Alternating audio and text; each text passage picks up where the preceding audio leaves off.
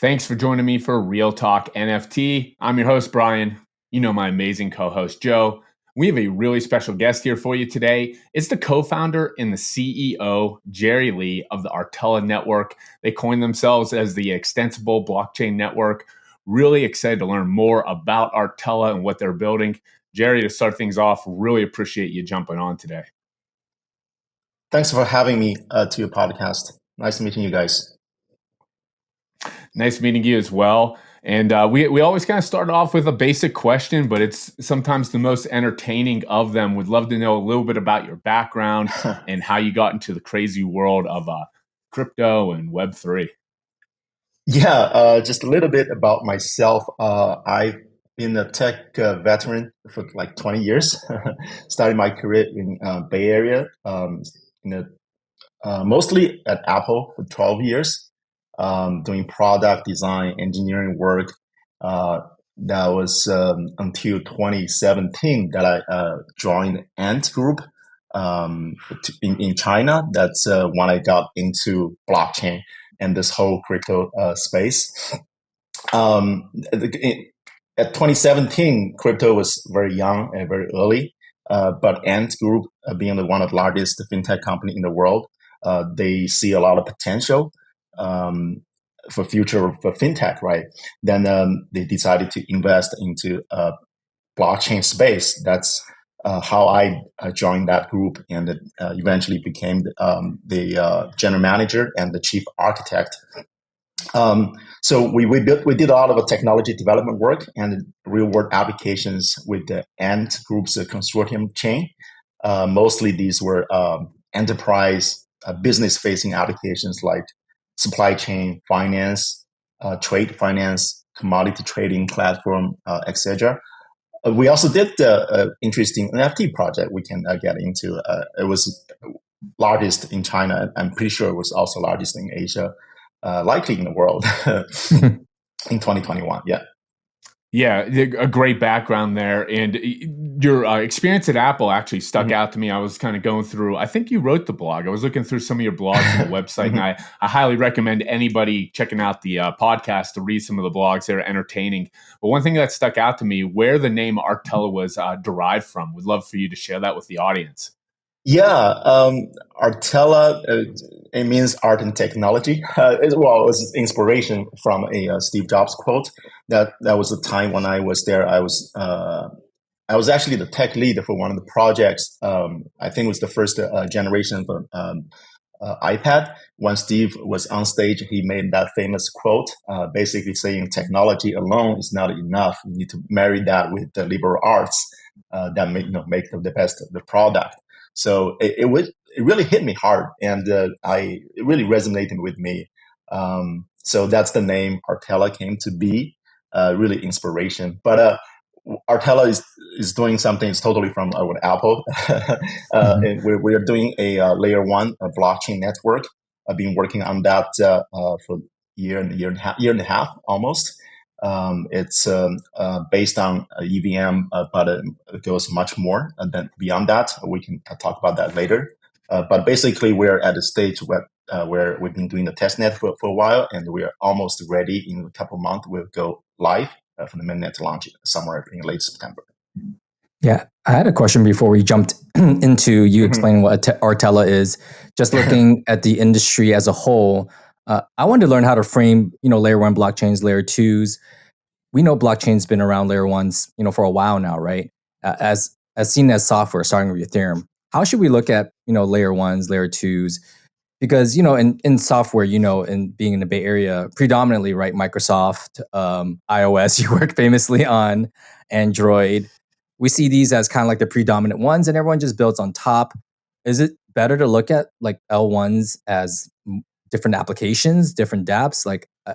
How are we going to see future iterations of blockchains just in perpetuity, or is it at some time someone's going to say, you know what, let's just build on top of certain ones, which we are seeing. So a couple of questions there.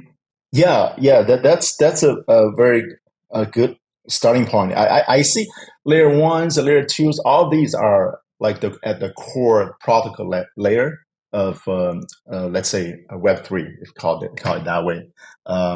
and it's still very, very early in terms of the readiness for larger scale adoption or larger scale applications. If you talk about Web 2 um, level of adoption, right? Millions of users, billions of users, right? And today's infrastructure, the core protocol, let's say you have Ethereum, you have Solana, and you have like hundreds of others competing for the mainstream adoption, but still, if you take the industry as a whole, it's just not there, right? When I think about the future, let's see, in the ideal world without any limitation. Ideally, you want a blockchain or a blockchain network, right? It may not be just one blockchain. It could be just a whole network of, it could be somewhere between 1 and a million. I don't know the exact number, but it will be something that's underneath the hood. Nobody, the users will not, just interact with directly. But under hood, the blockchain network should be really, really fast in terms of TPS and all that, right? Just fast and really cheap. So you don't pay gas fee, all the, like today it's crazy, right? And also it needs to be very versatile. People can build different types of applications on top of it, DeFi, gaming, social, what have you, right? And it needs to support really real world, much larger scale applications that if we truly believe this version of the new internet or Web3 is going to replace a lot of today's application. So that's going to be the future. I think we are far from that version. Can you share some key features that make Artela, the blockchain that you envisioned from the beginning? Kind of what differentiates yourself from other layer ones and makes you unique for, I guess, specifically maybe for developers and the consumer? Yeah, of course. When we first started, we wanted to build something new. At the same time, we did not want to create another silo. We feel like the industry is already pretty much fragmented. So we started with the EVM compatibility.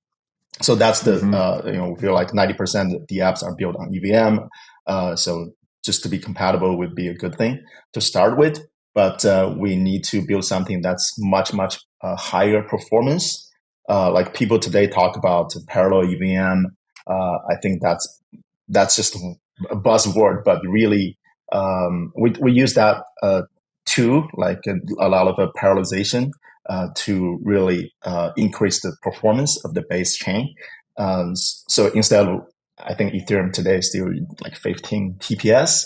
Well, with layer 2, you can scale up, but on the base layer, we want to be able to scale up to like more than 10,000 TPS. That's totally doable with all the work we've been doing. And beyond that, we want to build this layer we call the native on-chain extensions. So what these extensions do is kind of like the one analogy I like to use is the Chrome browser experience. So extensions, they like Chrome browser, does the basic thing, just browsing the web, right? But there's more than 100,000 extensions you can install and use, and that through these extensions, they add a lot of new use cases, greatly enhance and enrich a person's browsing experience, right? Like MetaMask being one good example. Yeah. And there are a lot of other examples as well. So on the blockchain, that Artela blockchain, we are able to enable this new layer of extensions. In Artela, we call Aspect. It's based on Aspect programming. It's basically we support multi VMs. Aside from EVM, we support we call Aspect VM, but it's Watson based. Supports multiple programming languages that a lot of Web 2 developers will feel more comfortable, like C, Rust, and assembly. Just more programming and languages and much more powerful tools compared just to EVM and Solidity. Can you give us a real world use case or an issue that this solves that's currently today? Sure. One good example would be DeFi, but with risk control. Okay, so I'm a big believer in DeFi. Saw a lot of potential back a couple of years ago, but DeFi is still kind of limited in the way that it's not growing that much. It's kind of slowed down, and a lot of people actually want to use DeFi, including not just the retail, just the institutional users as well. But there's regulatory side of things, but also just people just in general just afraid.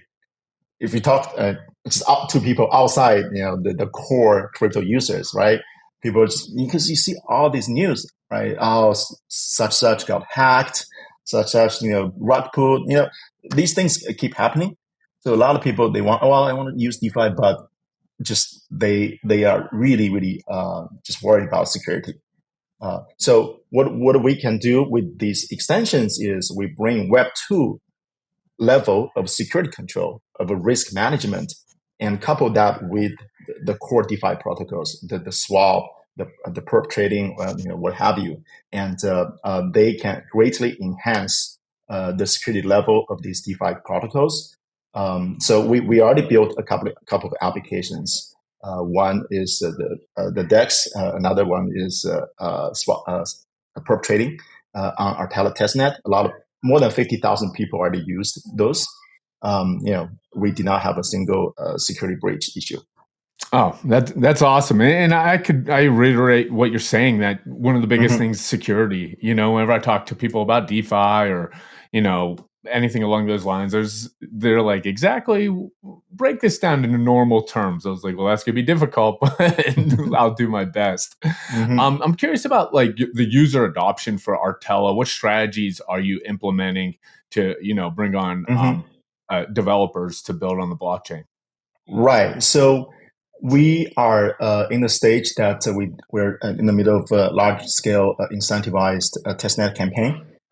We have, like other projects, we have the point system to incentivize user engagement. If you go to Artela.network, we have a campaign going right now. We call Renaissance campaign, where people can just try these new applications built on top of Artela blockchain.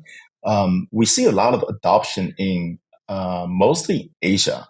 I want to say I see, because I feel that's the region where, given the demographics and in a way lack of a traditional financial infrastructure, for example, credit card, right? People are just more eager to adopt new technology, and they trust digital banking more. And the young population, the growing adoption there, definitely. And our community, we have very passionate community in countries like Indonesia, Vietnam. Just that's where we also focus our marketing and ecosystem resource and approach.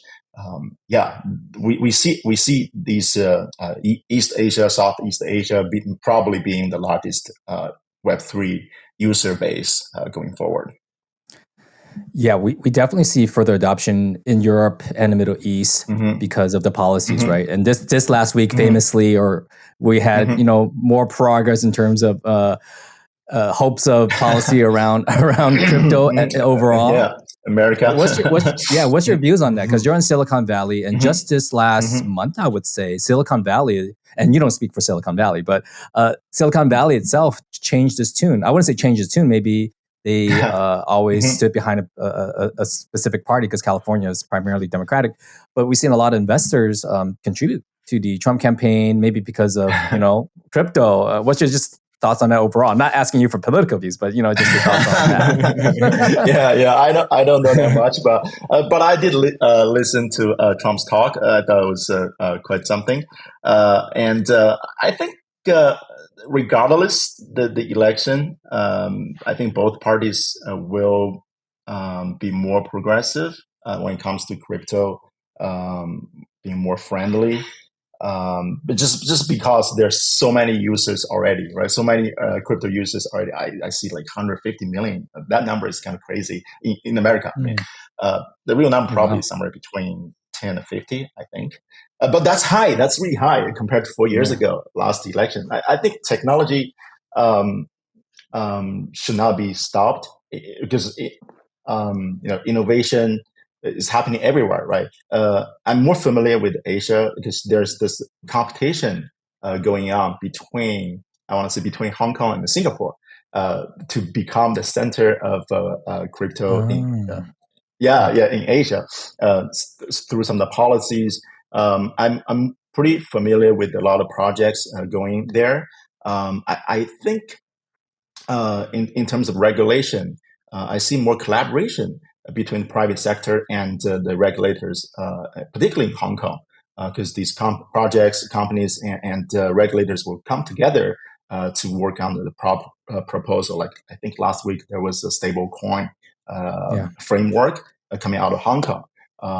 But in America, I see it's more of a tug of war between SEC sometimes or other regulators and the industry.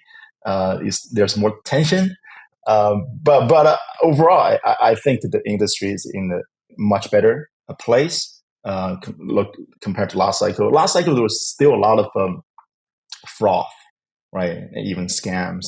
And this time, it's just more real builders and more use cases and solid technology.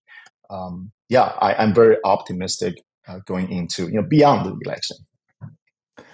I'm curious about, just with your background, it's so unique with your time at Apple and now you're in Web3 building this blockchain. I mean, you're obviously super intelligent and connected.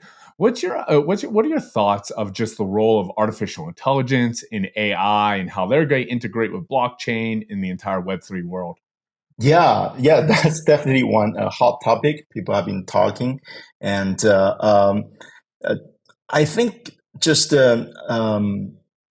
at the fundamental level, AI is going to, well, of course, it's going to increase productivity, but at the same time, it's going to create a lot of, what should I say?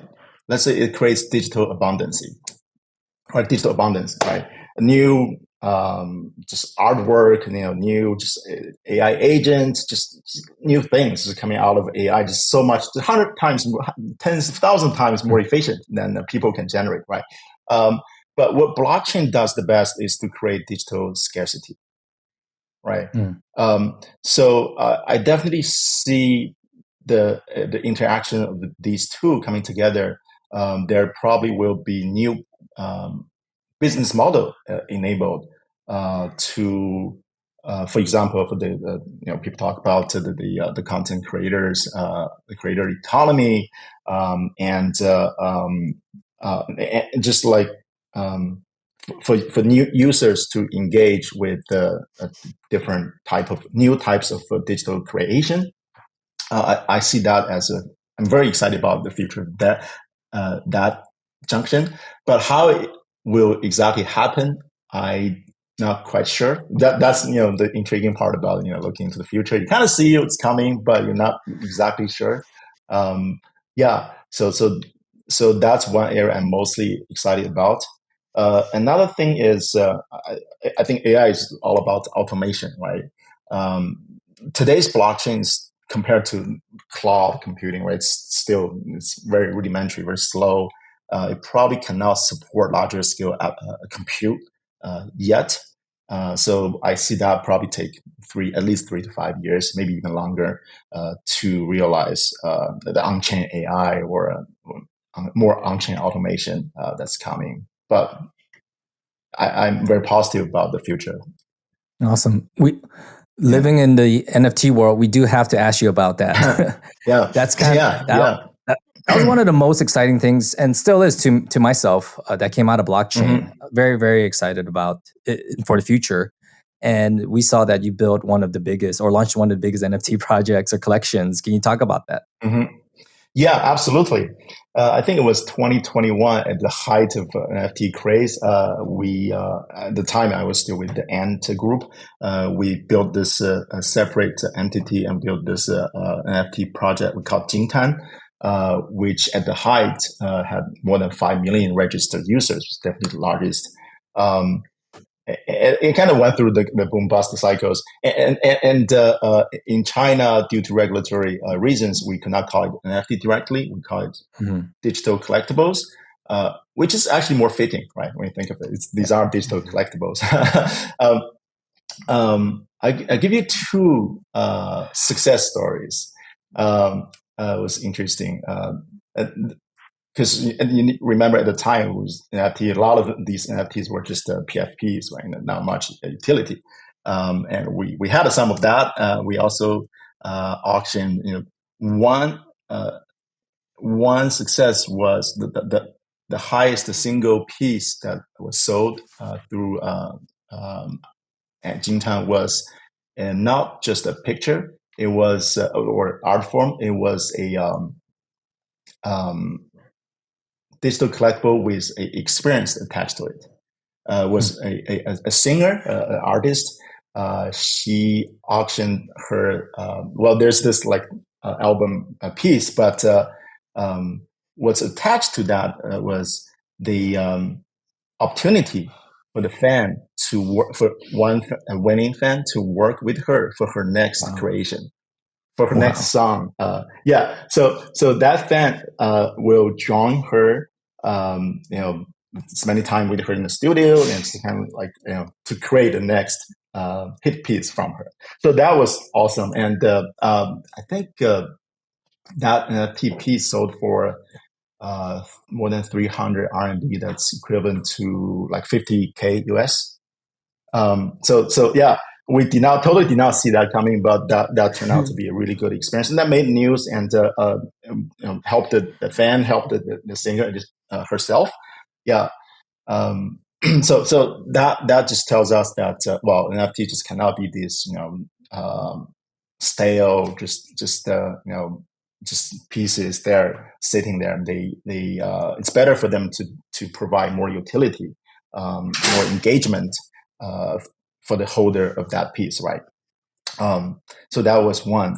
Another one is I think the highest grossed artist through our platform was a famous cartoonist. His name is Mr. Tsai. He's from Taiwan. He draws these beautiful art pieces about modern life, but with the traditional Chinese culture twist. Cai Jizhong, he's already very famous, and he has a pretty wide appeal to a different age group. So he actually sold most NFT digital collectible pieces through Jingtan, and I think he made a lot of money, but much higher than the number I mentioned before. But he also gained a lot of new popularity for the younger fans. They get to know him and get to appreciate all his artwork. So that was a very big success on our platform for him and for him to get into this new market. Yeah. But I also spent a lot of time dealing with the regulators.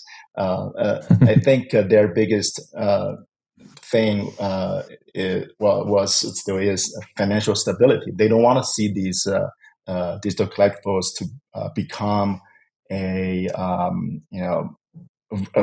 a way a virtual currency.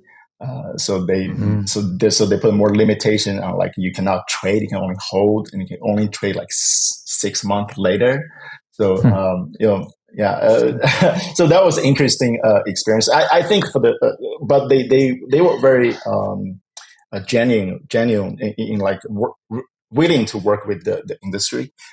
So yeah, that was also a pretty good experience, seeing that side of the things, and to work with the regulators. Those are some great use cases of NFTs. We talk about it all the time on the channel, how utility NFTs make a ton of sense, and it supports the artist. It creates a tighter bond with their fans or their community. Even though we've seen some ebb and flows in the NFT market, well, all markets at the end of the day, we've seen some ebb and flows recently. I do think there's a path where digital collectibles really, can captivate and build a strong IP, embrace a community, and really kind of become a company like you look at Pudgy Penguins and that's like it's a worldwide. It's becoming a worldwide brand. I go into Target and Walmart with my kids, and they're showing me the penguin doll, and they're like, "This is cute," and I was like, "It's kind of what Daddy does for work, but not really." I'm curious how you think the NFT landscape's going to evolve. You mentioned some regulation, and that's interesting to see how you saw that side of things. How do you think the NFT world's going to evolve? Will it be like what we saw in 2021, or is it going to become more sophisticated at the end of the day? Yeah, I think definitely you guys are experts here. Also, then I mentioned about the artist, with the fan, that whole dynamic economy there. But I think the future of an NFT should go way beyond that scope. You talk about these consumer brands, how they want to, engage more with their users. I know like Starbucks and some other Nike did some experiments, some luxury goods brands did that. But there's potential to do more with the NFTs, right? Another thing, creator economy, we touched briefly, and also like just like us, we Artela, we want to build NFTs. Like I mentioned earlier, we're in the middle of doing this large-scale user campaign. In fact, we are about to launch Artela official NFT in a week or two. We want to reward our core users. Let's say there's 1 million participants on Artela incentivized test campaign. But there's like layers of participation. We give them points. Eventually, they will get airdrops. But we don't want to just stop there, right? When mainnet comes, we don't want to lose these users, right? We don't want them just to collect points, collect airdrops, and then they leave, right? NFT would be, we think, can be a good tool for us to help retain some of the most active, the core users. So instead of giving out, millions the rewards to 1 million users, we will just give out, for example, 5,000. To the most active, the community members who bring more value, who will become the influencers for our ecosystem. So that's something we are designing, almost ready. We'll launch our NFT collection soon. Yeah, I love to hear that. And that's a great call out for anybody in the audience. They definitely have to take a look at Artela and what you're building. We'll give you an opportunity to just call out any websites, how anybody could find you personally if you want that at the end of the day. But you're building something really special here, and we want everyone to be able to get connected. Yeah, thank you. I think Artela.network, and if you go to Twitter, Artela Network, so is where we we're in the middle of, we're doing a lot of the test campaign, giving out a lot of the rewards to our users, NFT included. There are also other types of forms of engagement. You can join us other than just trying out these amazing new dApps. We have social tasks. You can learn and explore a lot of the new frontier in the crypto space together with us.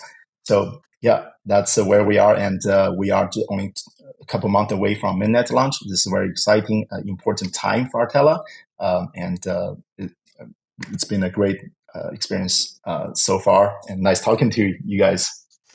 Yeah, it was great talking to you too as well, Jerry. I'll make sure to put all those links below in the description so everyone can find Artela, get on board here, take a look. It sounds like they have an NFT coming up, so we love ourselves some NFTs.